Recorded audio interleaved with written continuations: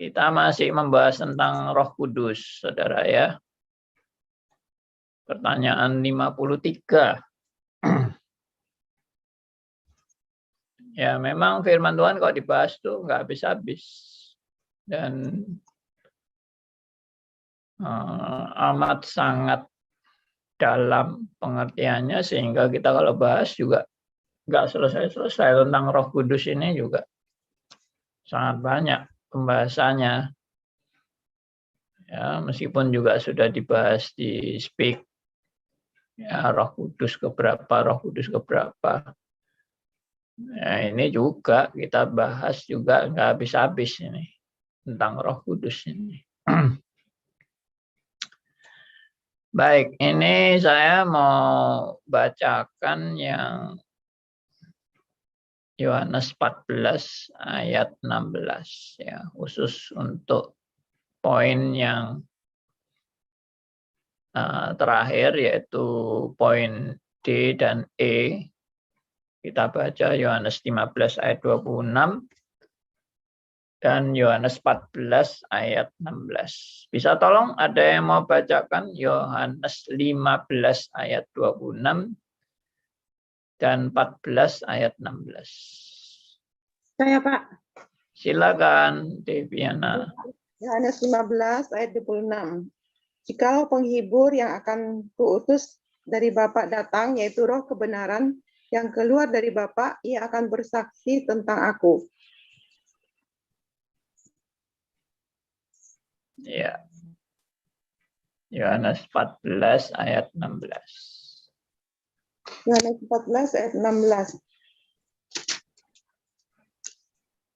Aku akan minta kepada Bapa dan ia akan memberikan kepadamu seorang penolong yang lain, supaya ia menyertai kamu selama-lamanya. Iya. Oke.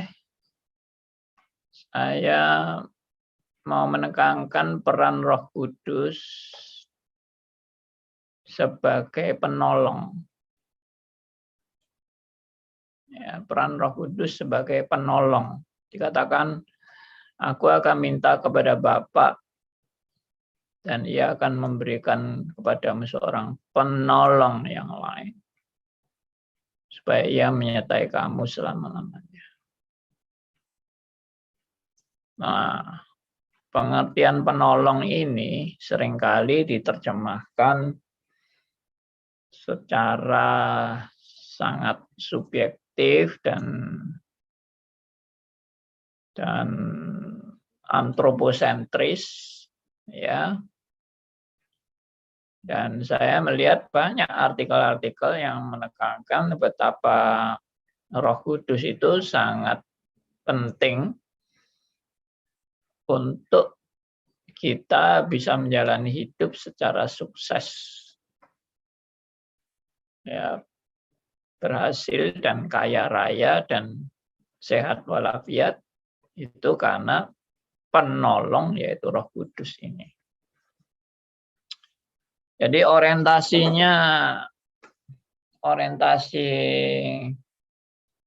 Roh Kudus ini adalah orientasi semua demi kepentingan kita. Bahkan saya pernah baca artikel juga, ada yang mengatakan manusia adalah pusat dari rencana Allah. Sebetulnya ada benarnya itu, tapi tidak benar semuanya. Tidak benar secara keseluruhan, hanya benar sebagian saja. Dan benar sebagian itu tidak benar sesungguhnya. Benar sebagian itu cuma benar separuh. Dan benar separuh itu bukan benar yang sesungguhnya. Ya, nah itu. Makanya apa arti Roh Kudus sebagai penolong? Apakah penolong saya waktu saya ujian? Tuhan menjawab soal-soal ujian itu, ya, melalui Roh Kudus. Apakah dia penolong saya waktu saya sakit? Roh Kudus. menyembuhkan saya? Apakah dia penolong saya waktu saya berbisnis supaya tidak rugi, bisnis saya tidak bangkrut, Roh Kudus menolong saya. Apakah Roh Kudus penolong itu adalah penolong saya kalau saya lagi mengalami musibah, ya Roh Kudus menolong saya. Apakah Roh Kudus menolong saya pada waktu saya cari jodoh, dan seterusnya. Itu tidak salah. Saya tadi katakan kan tidak salah, tapi tidak benar seutuhnya. Kenapa saya katakan demikian, tidak salah dan tidak benar seutuhnya? Karena jelas-jelas kalau seperti itu, Roh Kudus itu menolong saya waktu saya bangkrut, Roh Kudus menolong saya waktu saya sakit, Roh Kudus menolong saya waktu cari jodoh, Roh Kudus menolong saya waktu saya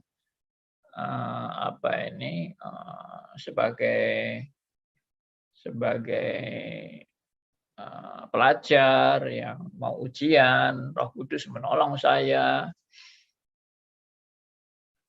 Ya itu tadi saya bilang, kalau itu orientasi pengertian kita tentang Roh Kudus adalah penolong.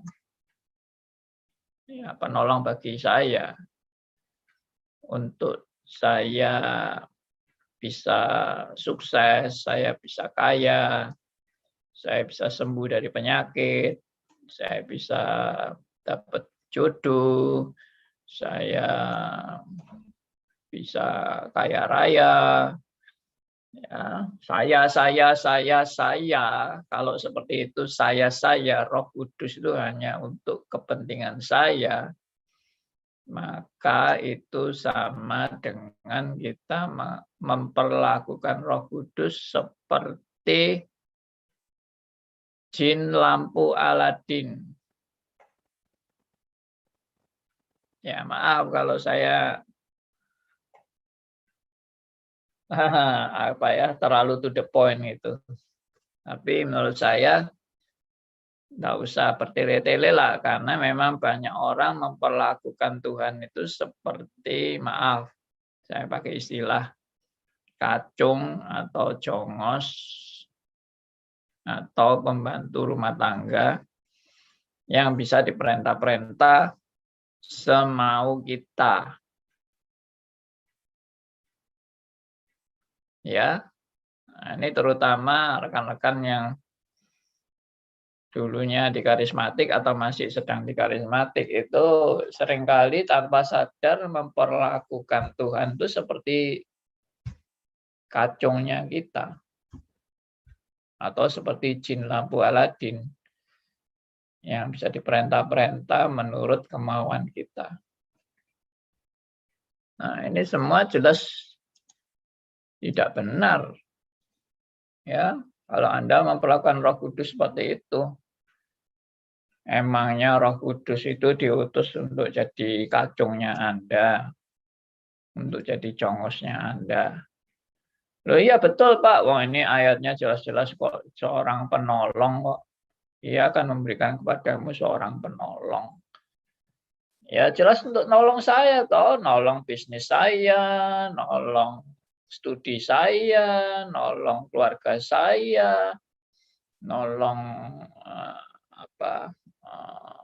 segala usaha-usaha untuk saya bisa sukses, saya bisa ya macam-macam lah. Kan memang penolong. Ya ini orang nggak ngerti dengan benar, tapi gayanya sok ngerti, sok tahu, sok benar, sok yakin, padahal ngawur semua. Ya maaf, saya harus ngomong ini belak-belakan, karena saya sendiri dulu juga begitu.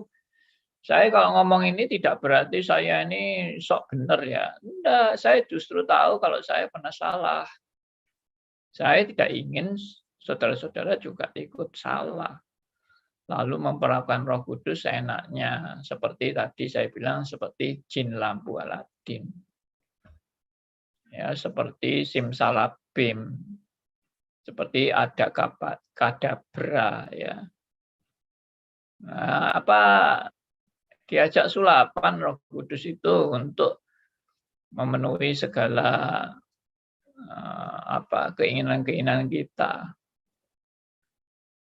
Itu tidak benar, 100% tidak benar. Saya tidak katakan, ya itu lumayanlah bisa memang Roh Kudus. Ya memang saya tidak menyangkal Roh Kudus itu bisa menolong kita dalam hal mencari jodoh, dalam hal berbisnis, dalam hal menyembuhkan penyakit saya. Roh Kudus tidak bisa menolong. Bisa, 100% bisa.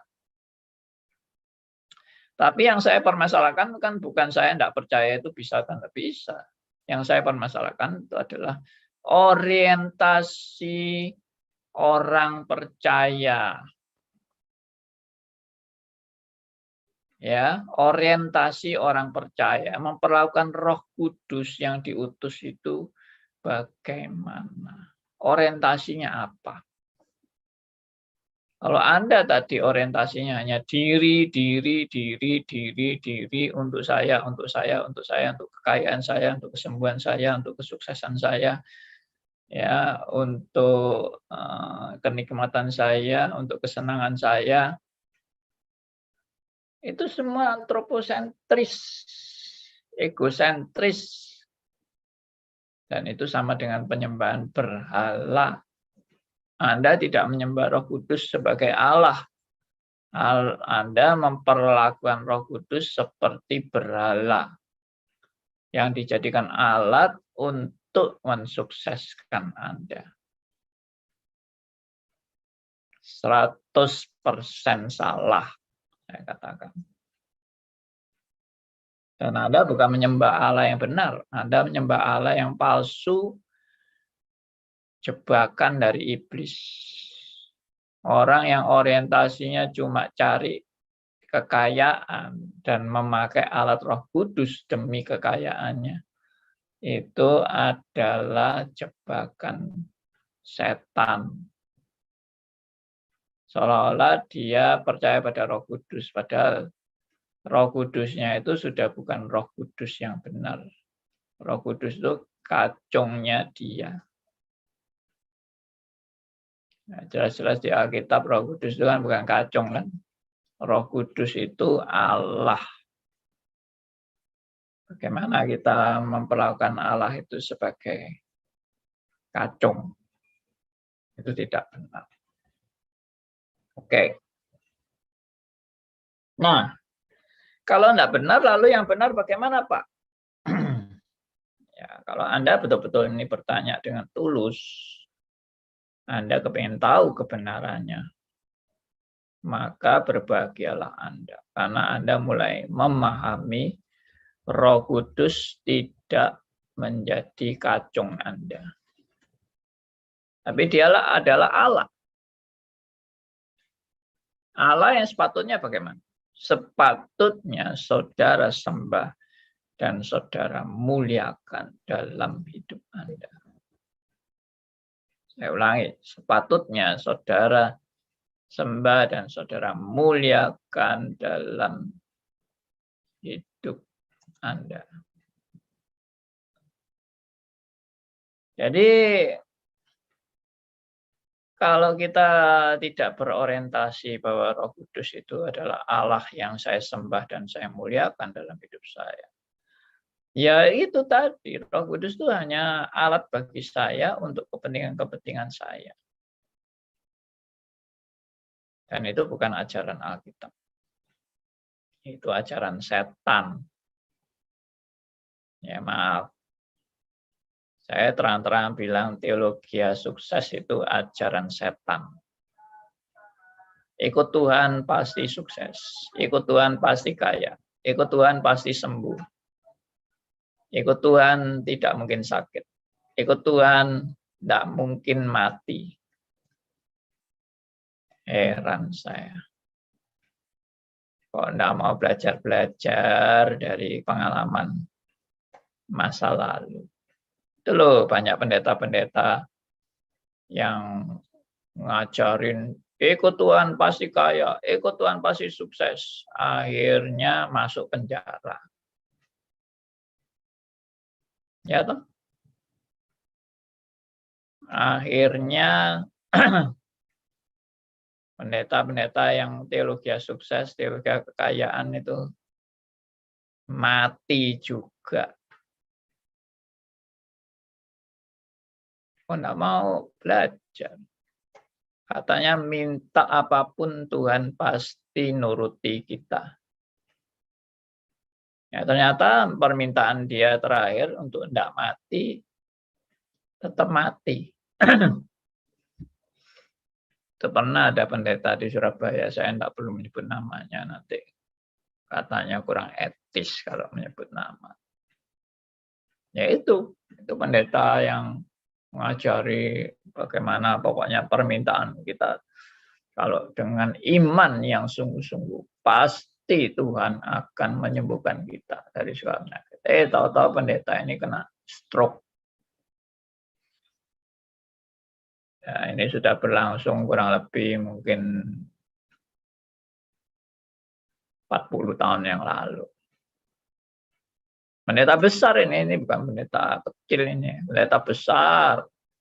Gerejanya sampai sekarang masih ada.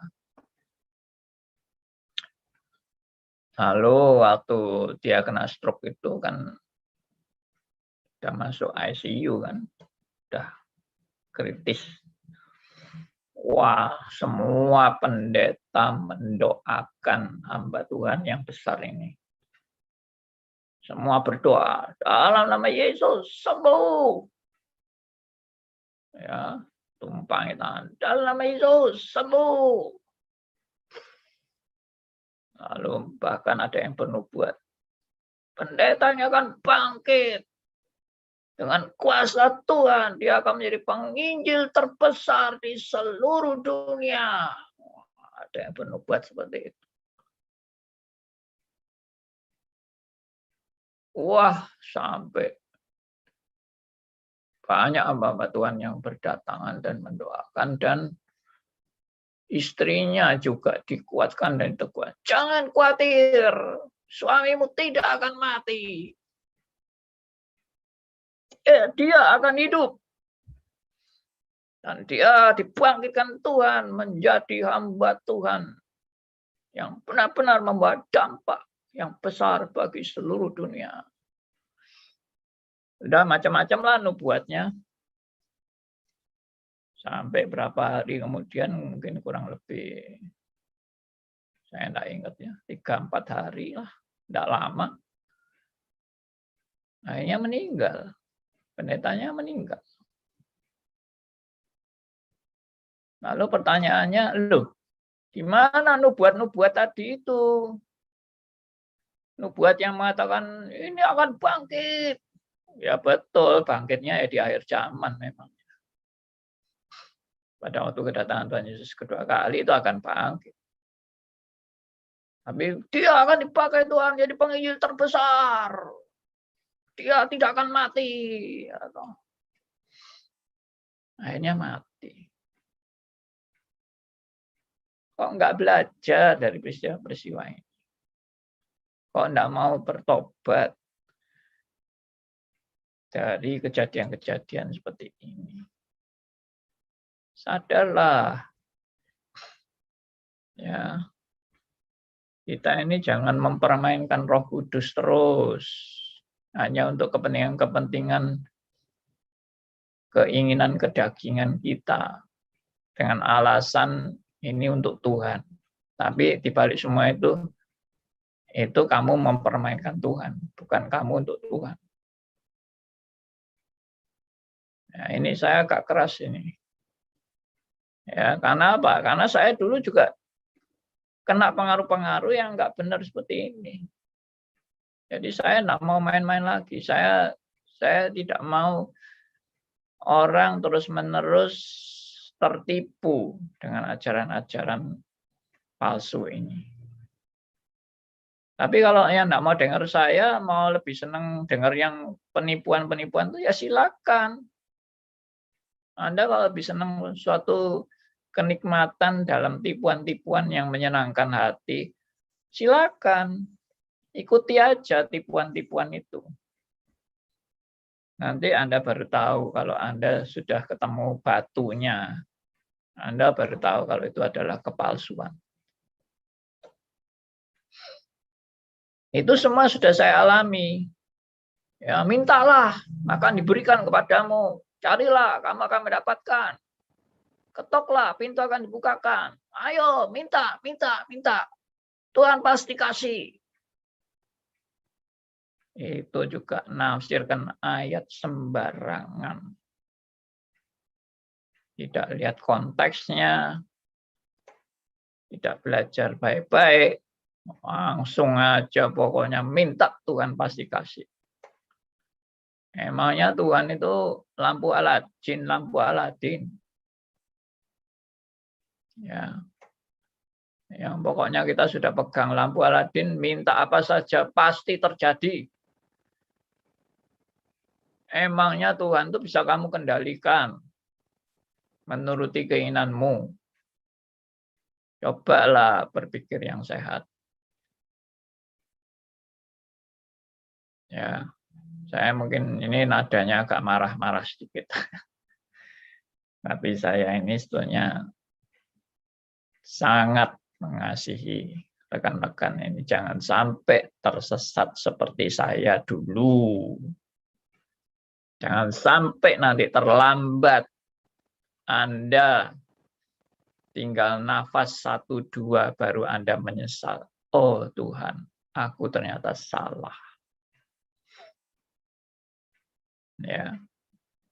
Sudah nafas tinggal 1-2 masih mengklaim Tuhan. Dalam nama Yesus pasti sembuh. Ya, dalam nama Yesus tidak akan mati. Hanya mati juga. Itu namanya mati dalam penyesalan. Karena berharap sembuh, berharap bangkit, berharap tidak mati, akhirnya mati. Ya, konyol kan? Dan kalau saya dengar khotbah-khotbah penghiburan kalau sudah mati itu baru khotbahnya agak benar. Selalu bilang khotbahnya kalau khotbah kematian itu, ya Tuhan punya rencana lain.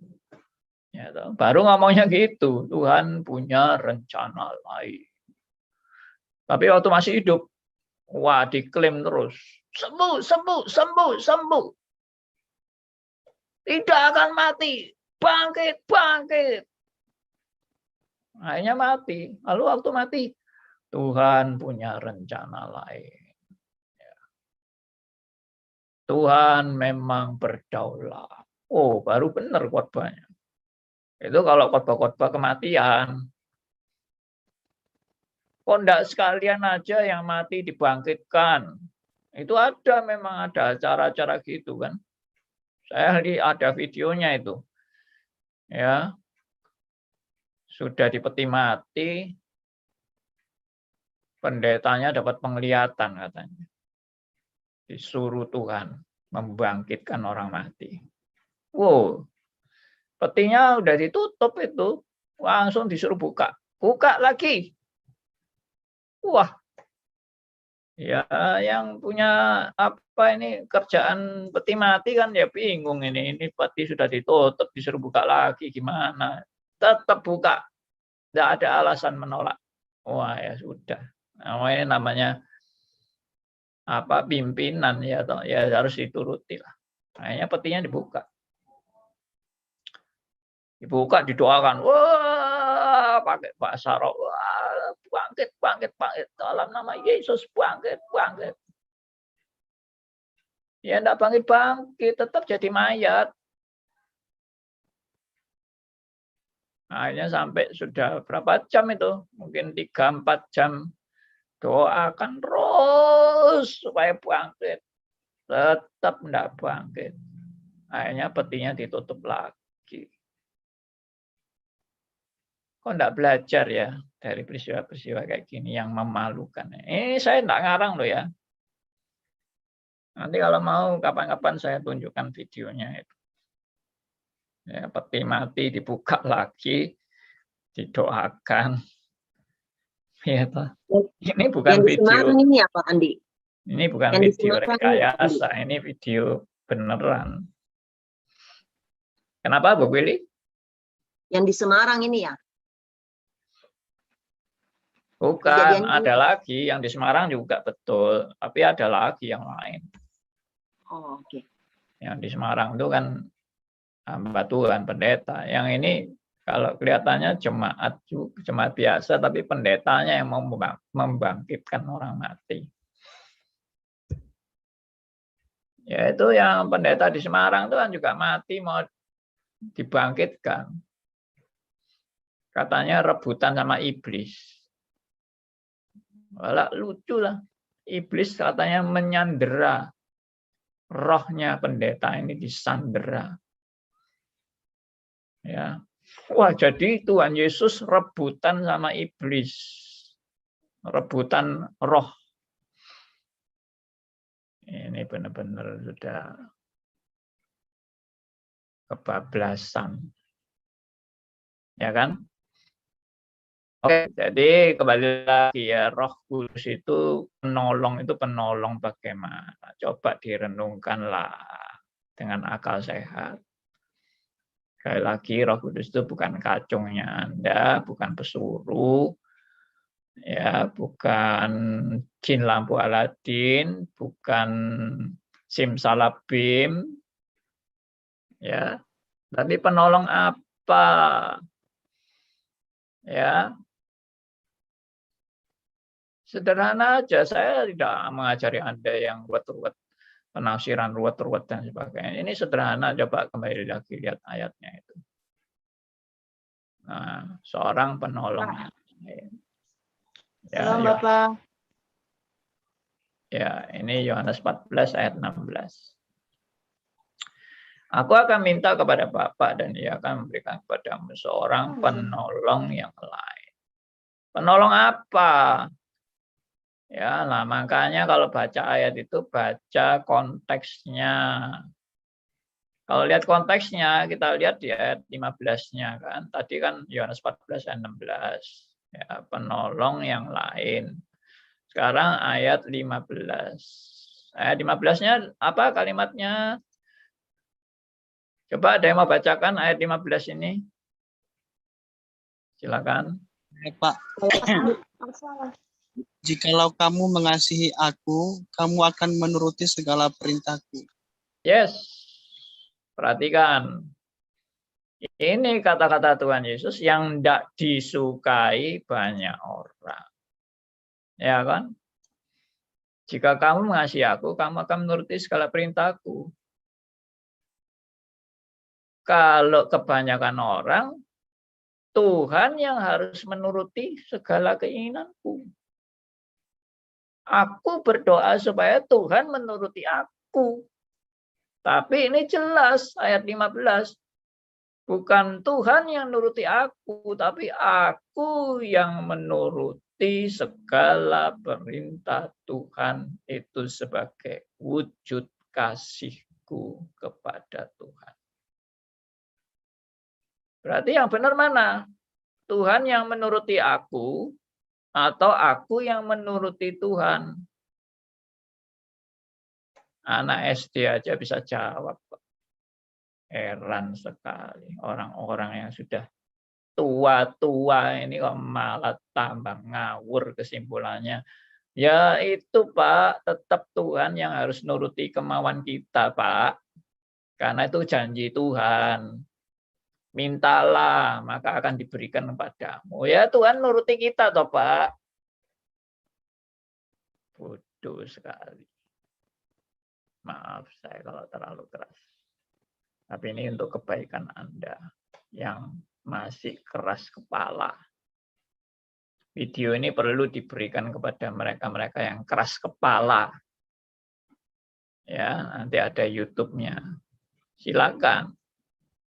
Nggak apa-apa diberikan. Mereka mungkin ngamuk sama saya, biarin ngamuk.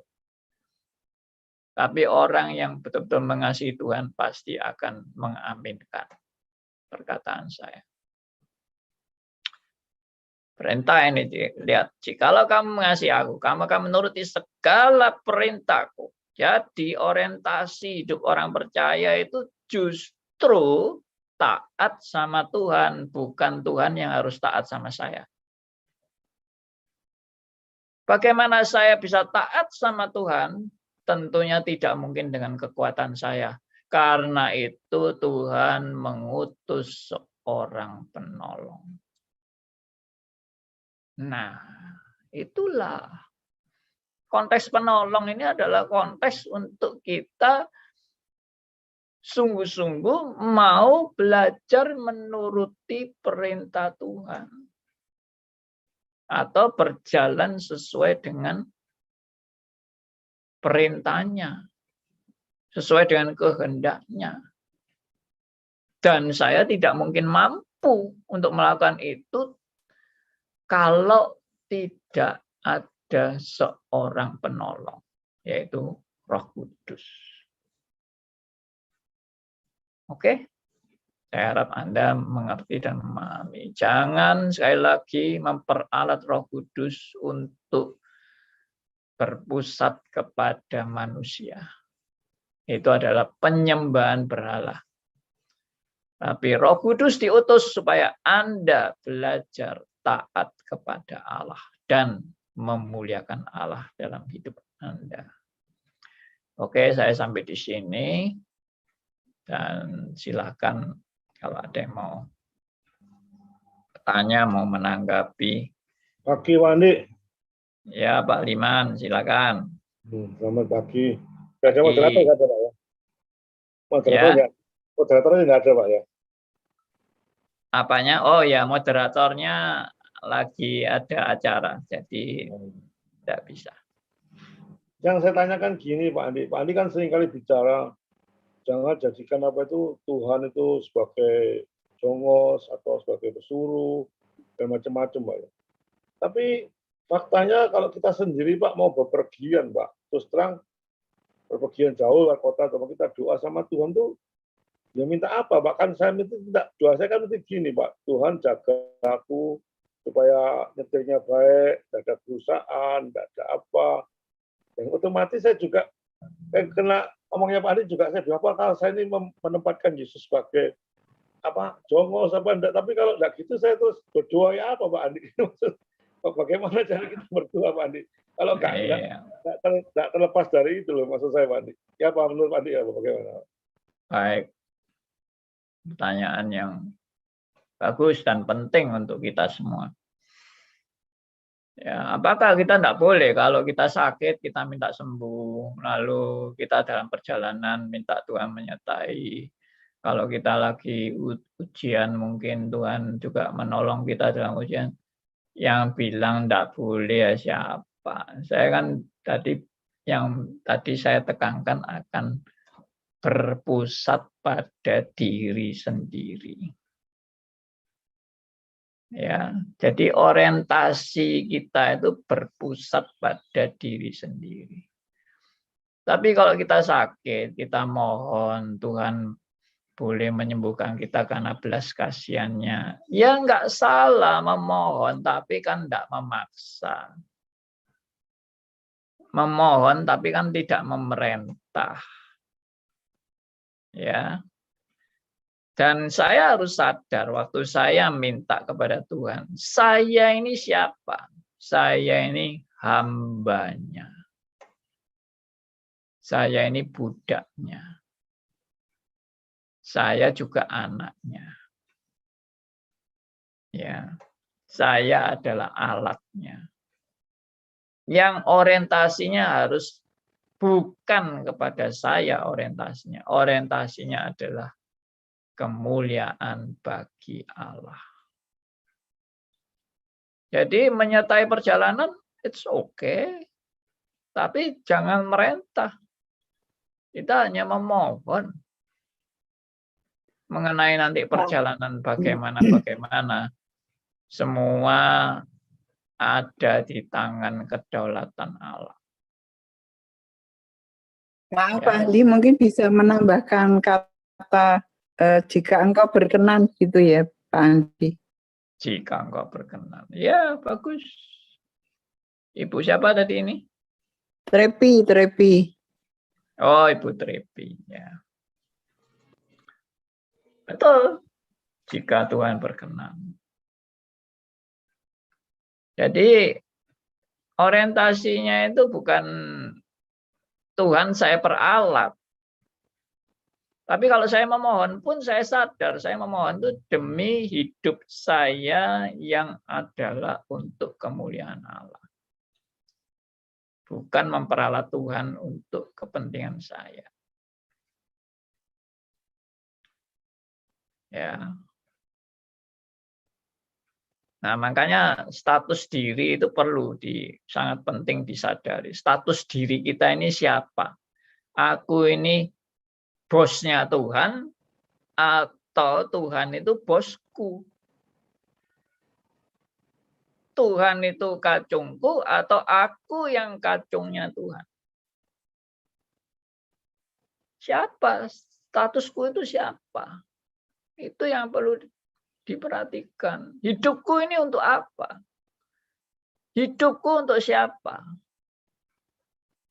Makanya Rasul Paulus kan pernah bilang, jika engkau makan, jika engkau minum, jika engkau melakukan sesuatu yang lain, lakukanlah semuanya untuk kemuliaan bagi Allah. Jika engkau makan loh, jika engkau minum loh, jika engkau melakukan sesuatu yang lain loh, lakukanlah semuanya untuk kemuliaan bagi Allah. Jadi siapa yang bilang Tuhan itu memusatkan perhatiannya kepada manusia? Itu iya, tapi tidak titik. Tuhan memang memusatkan perhatian kepada manusia, tapi tidak titik. Supaya Tuhan itu mau melakukan segala sesuatu untuk kebaikan manusia. Supaya apa? Supaya manusia yang sudah ditebus boleh hidup bagi Allah. Nah, itu supayanya itu yang enggak dicatat.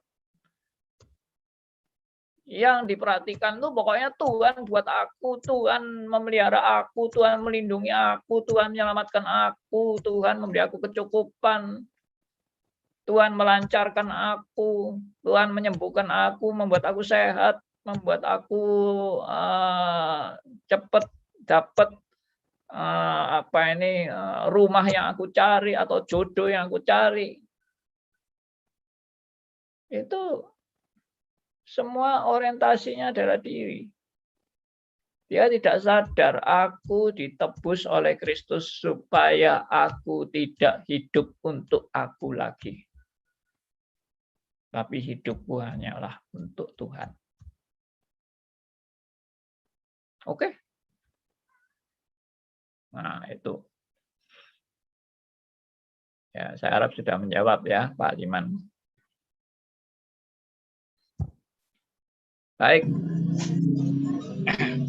Pak Stefanus. Pak Andi, memang betul. Ini lagi kita alami beberapa hari ini, kita dalam sharing-sharing bersama keluarga. Kadang-kadang kita minta itu, Tuhan jadikan kita.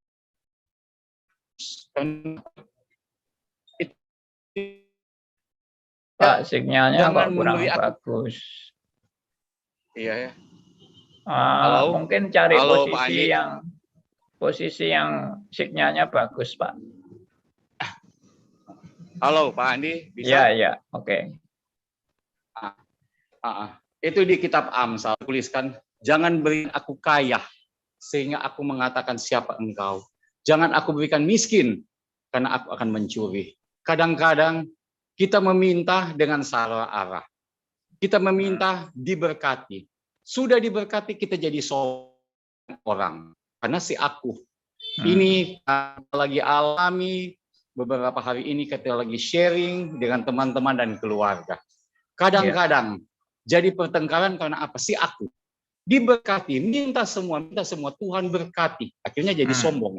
Nah ini pengalaman ini. Iya. Kata Pak Sapa tadi pertanyaannya. Jadi kalau kita minta untuk itu, yang penting kita minta untuk kemuliaan Tuhan. Itu. Iya. Makasih Pak Andi. Puji Tuhan. Ya, tanpa sadar kita selalu minta. Dan minta itu orientasinya adalah kepentingan diriku, kemuliaanku, kesuksesanku, kekayaanku, kesehatanku. Semuanya berorientasi pada aku. Yang diminta selalu berkat demi kepentinganku. Tapi tidak pernah minta karunia menderita. Itu yang saya pernah sharekan minggu lalu kan. Karunia menderita. Keset. Karunia keset. Tuhan, pukullah aku supaya aku belajar lebih taat kepadamu. Pernah nggak minta itu? Harus, Pak. Harus. Kalau aku berjalan di jalan yang nggak benar, pukullah aku supaya aku belajar taat kepadamu. Jangan lancarkan aku, bikin aku kaya, bikin aku senang, bikin aku bahagia. Semua ya, tadi itu aku. Akhirnya Tuhan kan jadi, yaitu tadi, berhala saya, jin lampu Aladin. Oke, saya harap makin jelas ya. Baik, ada yang lain silakan, Bu Nita. Sebenarnya kita tuh orang-orang yang berbahagia ya Pak ya. Karena Tuhan tuh tidak mau kita terhilang. Iya, kita sangat berbahagia. Karena sebetulnya kebahagiaan paling puncak kita itu apa? Yesus mau mati bagiku. Ini betul Pak. Itu betul. Tidak ada yang lebih dari itu. Kalau aku tahu kena sakit kanker, Yesus mati bagiku itu sudah lebih dari cukup. Kalau aku mengalami kebangkrutan, Yesus mati bagiku itu lebih dari cukup. Seringkali orang tidak mengutamakan Yesus mati bagiku. Yang utama adalah aku kaya raya, aku sukses, aku sembuh dari segala penyakit. Itu yang diutamakan, bukan anugerah keselamatan. Makanya ini kita kalau belajar seperti ini, kita seharusnya bersyukur karena Tuhan masih mau mengingatkan kita. Dan saya prihatin kalau ada pendeta yang isinya cuma sukses, bahagia, kaya raya, sembuh dari penyakit. Ya, kamu hebat, kamu luar biasa, kamu bisa melakukan apa yang kamu ingini, Tuhan pasti memberi kamu berkelimpahan, berkat apa-apa. Saya prihatin kalau isinya cuma itu, dan itu bukan ajaran firman Tuhan, itu jebakan setan. Pak Andi. Ya. Silakan Pak Keki. Betul Pak Andi. Saya tahun 90 pernah konseling dengan Pak Stephen Tong. Saya bilang istri saya lari. Dia bilang apa? Puji Tuhan. Istrimu lari, jiwamu selamat. Jiwa lebih penting. Layani terus. Itu. Iya. Betul. Iya, kadang-kadang kita kalau punya istri, wah, lalu punya uang banyak, ya sukses, semuanya lancar. Tapi kita jadi sesat.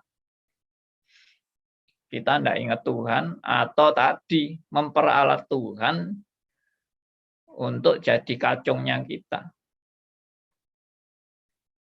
Itu ya jiwa tersesat juga itu. Bagaimana itu memperalat Tuhan untuk jadi kacungnya kita? Ya, Nah, itu.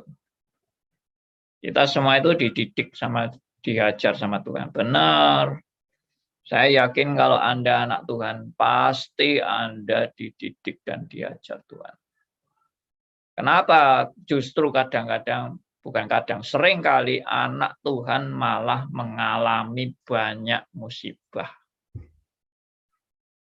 Kenapa justru anak Tuhan seringkali ya mengalami banyak penderitaan? Itu bukan karena anak Tuhan itu sial. Ngaco banget deh kesimpulannya. Oh, itu orang anak Tuhan itu tidak diberkati, itu penuh dengan penderitaan hidupnya, penuh dengan kesusahan, penuh dengan kegagalan. Itu anak Tuhan yang dikutuk itu sama Tuhan. Ngawur total kesimpulannya. Ya, kalau kita lihat di Alkitab secara teliti dan benar, justru orang ikut Tuhan akan banyak penderitaan. Itu sudah dinubuatkan oleh Tuhan Yesus. Kamu ikut aku, siap menderita. Kalau enggak mau, ya ikut dunia aja, pasti senang-senang. Pasti enak-enak. Lalu pinternya setan itu malah dipelontir. Tuhan menderita supaya kita tidak menderita. Tuhan miskin supaya kita kaya. Ya toh? Tuhan susah supaya kita bersenang-senang. Itu ayat firman Tuhan dipelintir, diputar balikkan hanya untuk memenuhi segala hawa nafsu kedagingan manusia. Itu dipakai setan juga menyesatkan jemaat. Saya pernah tuh mendengar seminar seorang hamba Tuhan teologi sukses. Dia bilang apa? Anak Tuhan kalau miskin pasti something wrong. Anak Tuhan pasti kaya raya. Iya betul, Pak. Kaya raya materi maksudnya. Itu. Jadi kalau miskin pasti something wrong. Demikian juga gereja. Kalau gereja itu miskin pasti something wrong. Emangnya kamu dapat doktrin itu dari mana? Iya, karena Allah kita kaya raya. Karena Allah kita kaya raya, pasti tidak suka anaknya miskin. Ya, Tuhan kita, Tuhan yang memiliki seluruh alam semesta, pasti Dia ingin anaknya kaya raya. Tuhan tidak ingin anaknya miskin. Itu teologi dari mana? Teologi kayak gitu itu. Itu semua saya alami, saudara-saudara. Saya alami. Ya, saya hari ini khusus bicara soal tadi, Roh Kudus sebagai penolong. Penolong apa? Penolong jadi kacungmu? Enggak. Penolong supaya kamu belajar taat sama Tuhan. Penolong untuk kamu benar-benar belajar bagaimana memuliakan Tuhan dalam hidup. Itulah Roh Kudus sebagai penolong. Nah, biarlah ini boleh menjadi berkat bagi kita semua. Oke, sudah kurang 2 menit. Silakan Bu Kwili. Tadi kan Pak Andi bilang, maksudnya kalau orang kan selalu ada yang bilang bahwa jadi ini akan sukses apa. Terus Pak Andi bilang itu bukan ajaran firman Tuhan, itu ajaran setan. Terus kalau dia nantang kita, coba tunjukkan saya gimana ayat mengatakan itu ada ajaran setan. Bisakah kita maksudnya kasih dia itu yang pencobaan yang Matius itu yang di waktu Yesus itu bilang, sembahlah saya maka saya akan kasih kau ini apa seluruh dunia ini. Bukankah itu ajaran setan? Juga bisa kita refer ke ayat itu ya Pak Andi? Bisa. Betul. Setan menawarkan kekayaan. Sebetulnya enggak usah ayat lah. Itu orang bodoh kalau minta ayat itu. Ya. Itu pikiran sehat aja sudah tahu kalau kekayaan materi, ya, lalu kesembuhan, lalu kesuksesan, kemakmuran, kenikmatan, itu tawaran setan. Nggak usah tanya ayat, sudah ngerti kalau itu memang bujukan setan. Juga suka pakai ayat, Pak. Maksudnya ini, dan pasti mereka juga mau jebak kita. Di mana ayatnya yang mengatakan itu ajaran setan? Maksudnya saya kalau seandainya sampai mereka tunjukkan ke kita, sudutkan kita ke Nggak usah sana. diladeni, kalau tanya itu nggak usah diladeni. Omong aja, kamu coba tanya sama Tuhan aja. Ayatnya mana Tuhan? Kalau itu ajaran setan. Ya, kalau benar-benar kamu anak Tuhan, kamu akan dibimbing oleh Tuhan. Kita enggak usah ikut jebakannya mereka. Lalu kita sibuk-sibuk cari ayat untuk memenuhi selera mereka. Nanti mereka akan selimur dengan ayat lain karena mereka punya model ayat-ayat lain untuk ya menunjukkan bahwa mereka itu benar. Kita gini aja lah, hidup gini aja. Tuhan itu demi kepentingan kita, atau kita demi kepentingan Tuhan. Sudah, ajak mereka berpikir seperti itu. Keberadaan Tuhan itu demi kepentingan saya, atau keberadaan saya demi memenuhi maksud dan tujuan dari Tuhan. Atau keberadaan Tuhan untuk memenuhi maksud dan tujuan dari saya. Ya, logika sehat. Pasti sudah paham. Siapa yang harus taat? Pencipta harus taat pada ciptaan, atau ciptaan harus taat pada pencipta? Sudah. Amat sangat jelas. Kita mau logika apa? Logika konyol, ya, atau logika sehat? Kalau logika konyol, ya itu tadi. Pencipta yang harus taat pada ciptaan. Itu logika konyol. Logika sehat adalah ciptaan harus taat pada pencipta. Sudah jelas kan? Oke, Tuhan berkati semuanya. Kiranya semua apa yang saya paparkan ini boleh membimbing kita menuju pada kebenaran seutuhnya. Tuhan memberkati, dan mari kita berdoa. Ya, saya minta yang berdoa Bu Nita, silakan Bu Nita. Mari kita berdoa. Bapa Surgawi, kami sangat bersyukur dan berterima kasih kalau pagi hari ini Engkau mengingatkan kami kembali bahwa hidup kami hanya bergantung kepada Tuhan. Ya. Biarlah Tuhan di dalam kami menjalani hidup kami. Berikan duri itu dalam diri kami. Iya. Kami tetap taat dan setia kepadamu. Sekalipun penderitaan yang kami akan hadapi, kami percaya Engkau tetap memberikan kekuatan kepada kami untuk menghadapinya. Iya. Berikan kami selalu kerendahan hati, kesadaran diri, agar kami berjalan di jalan-Mu yang benar. Ya. Terima kasih Bapa untuk waktu yang indah yang Engkau sudah berikan kepada kami. Kami percaya saat ini dan seterusnya Engkau tetap menuntun kami. Ya Tuhan. Terima kasih Bapa. Terima kasih kepada Bapak Andi yang sudah memberikan pencerahan kepada kami.